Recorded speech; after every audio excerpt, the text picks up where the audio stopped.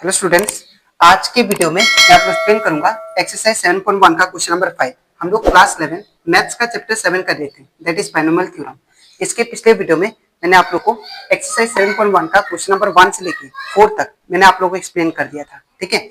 और इसी के साथ साथ मैंने आप लोग को चैप्टर 7 का एग्जाम्पल 1 से लेके एग्जाम्पल 4 तक जो भी एग्जाम्पल क्वेश्चन था वो सारा क्वेश्चन मैंने आप लोग को डिटेल में एक्सप्लेन कर दिया है, ठीक है। तो अगर आपको चैप्टर 7 से रिलेटेड एक्सरसाइज क्वेश्चन और एग्जाम्पल क्वेश्चन अगर आपको अच्छे से सीखना है तो आप लोग उसको मेरे यूट्यूब चैनल में जाके उसको देख सकते हो, ठीक है। इसी के साथ साथ मैंने आप लोग को क्लास 11 मैथ्स का chapter 3 that is trigonometric function का जितना भी एक्सरसाइज क्वेश्चन था दैट इज एक्सरसाइज 3.1, 3.2 और 3.3 और जितना भी एग्जाम्पल क्वेश्चन था और मिसलेनियस एक्सरसाइज का जितना भी क्वेश्चन था वो सारा क्वेश्चन मैंने आप लोग को डिटेल में एक्सप्लेन कर दिया है, ठीक है। तो अगर आपको that is chapter 3 trigonometric function का जितना भी क्वेश्चन है, अगर हर एक क्वेश्चन आपको डिटेल में सीखना है तो आप लोग उसको मेरे यूट्यूब चैनल में जाके इसको देख सकते हो, ठीक है। मैंने chapter 3 that is trigonometric function का प्लेलिस्ट बना के इसको अपलोड कर दिया है, ठीक है। तो स्टार्ट करता है क्लास। यहाँ पे हम लोग को एक्सरसाइज 7.1 का क्वेश्चन नंबर 5 में दिया गया है that is expand each of the expression. यहाँ पे that is x plus 1 by x to the power 6 को आपको क्या करना है, एक्सपांड करना है बाय यूजिंग बायनोमियल थ्योरम, ठीक है। तो इसको हम लोग करते हैं। तो सबसे पहले यहाँ पे दिया गया है that is x plus 1 by x to the power 6। अब मैं क्या करूंगा यहाँ पे दैट इज बायनोमियल थ्योरम का यूज करूंगा, ठीक है। तो यूजिंग बायनोमियल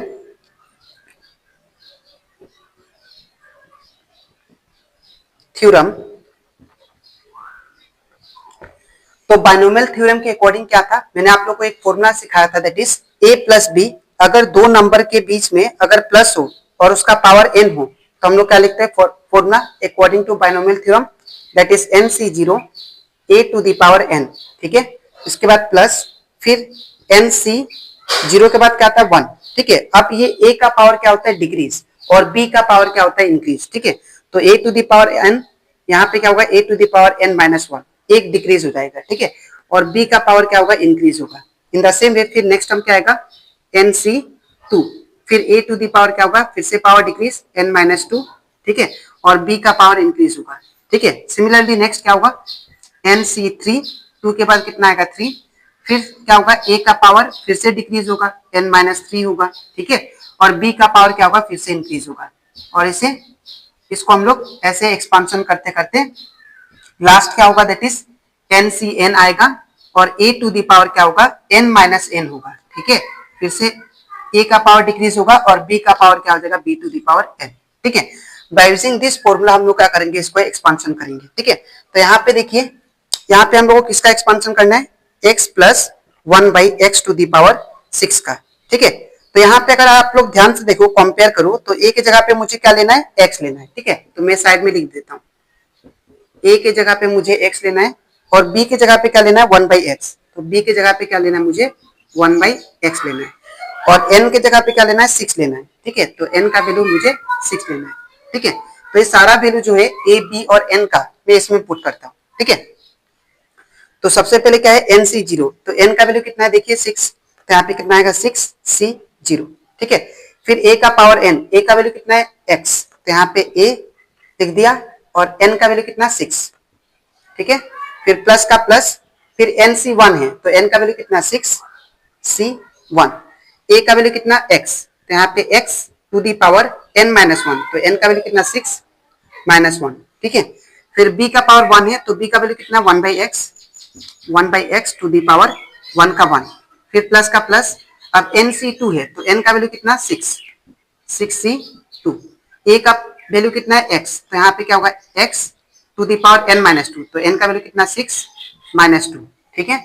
इसके बाद b का पावर 2 है तो b का वैल्यू कितना है 1 बाई एक्स, तो 1 by x to the power क्या होगा 2 का 2, प्लस का प्लस। फिर n 6c2 के बाद क्या आएगा 6c3 और a का पावर फिर से डिक्रीज होगा तो x लिख लेते हैं। उसके बाद 6 माइनस 2 के बाद क्या आएगा 6 माइनस 3, ठीक है। इसके बाद प्लस, इसके बाद क्या होगा हमारा b का वैल्यू होगा, तो b का वैल्यू कितना है दैट इज 1 बाई एक्स, ठीक है। तो 1 बाई एक्स, यहाँ पे क्यूब है तो क्यूब देंगे, फिर प्लस, फिर यहाँ पे 63 के बाद क्या आएगा 64, ठीक है। अब फिर x टू द पावर क्या होगा, देखिए x to the power 6 minus 3 के बाद क्या होगा 6 माइनस 4। ठीक है। फिर यहाँ पे b का पावर फिर से इंक्रीज होगा, तो 1 by x to the power क्या होगा 3 के बाद 4। ठीक है। अब इसके बाद फिर मैं नीचे करता हूं, प्लस 6c4 के बाद क्या होगा 6c5। ठीक है। उसके बाद x का पावर क्या होगा फिर से डिक्रीज, 6 माइनस 4 के बाद 6 माइनस 5। ठीक है। इसके बाद 1 बाई एक्स, फिर से b का पावर इंक्रीज होगा तो 4 के बाद 5। ठीक है। इसके बाद फिर प्लस 6c6, फिर से x का पावर क्या होगा दैट इज इन डिक्रीज होगा, तो x to the power 6 minus 5 के बाद क्या आएगा 6। ठीक है। इसके बाद b का पावर क्या होगा इंक्रीज होगा, तो 5 के बाद क्या आएगा 6। ठीक है। अब इतना करने के बाद इसको फर्दर मैं सिंप्लीफाई करता हूं, तो यहाँ पे मैं जैसे कि जितना भी वीडियो था दैट इज जितना भी क्वेश्चन 1 से लेके 4 तक था, मैंने आप लोग को 3 फॉर्मूला दिखाया था और उसी को बेस करके मैंने क्या किया था इसका एक्सपांशन किया था। ठीक है। पहला फॉर्मूला था दैट इज NC0, क्या था NC0 1 होता है जो कि आपको याद रखना है। ठीक है। नंबर 2 NCN, हमेशा याद रखिएगा NCN कितना होता है दैट इज 1। थर्ड क्या होता है NC1, ये हमेशा वैल्यू कितना होता है n। ठीक है। तो ये तीनों फॉर्मूला को यूज करके मैं क्या करूंगा इसको एक्सपांड करूंगा। ठीक है। तो यहाँ पे 6C0, तो यहाँ पे देखिए NC0 कितना होता है 1, तो in the same way 6C0 कितना होगा that is 1 into x to the power क्या होगा 6। ठीक है। प्लस का प्लस, फिर 6C1, तो यहाँ पे देखिए NC1 कितना होता है n, तो 6C1 कितना होगा दैट इज 6। ठीक है। उसके बाद into x to the power 6 minus 1 कितना होगा दैट इज 5। ठीक है। उसके बाद इंटू 1 बाई एक्स सेम रहेगा क्योंकि पावर 1 है। ठीक है। प्लस का प्लस, अब 6C2 निकालते हैं, तो यहाँ पे मैं साइड में निकालता हूँ 6C2, इसका वैल्यू क्या होगा 6 फैक्टोरियल। हम लोग कॉम्बिनेशन का फॉर्मूला यूज कर रहे हैं जो कि मैंने आप लोग को इंट्रोडक्शन पार्ट में सिखाया था, that is NCR equal to क्या होता है n factorial divided by r factorial, फिर इन दोनों का minus that is n minus r का फैक्टोरियल। तो ये फॉर्मूला को यूज करके मैं क्या करूंगा इसको तोड़ूंगा। ठीक है। तो 6C2 क्या होगा 6 फैक्टोरियल, फिर 2 फैक्टोरियल आएगा, फिर इन दोनों का माइनस 6 माइनस 2 का फैक्टोरियल। ठीक है। इसके बाद क्या होगा, तो यहाँ पे मैं 6 को 4 तक ब्रेक करूंगा बिकॉज 6 माइनस 2 कितना होता है डिनोमिनेटर में 4 आएगा। ठीक है। तो यहाँ पे क्या होगा 6 into 5 into that is 4 factorial. ठीक है।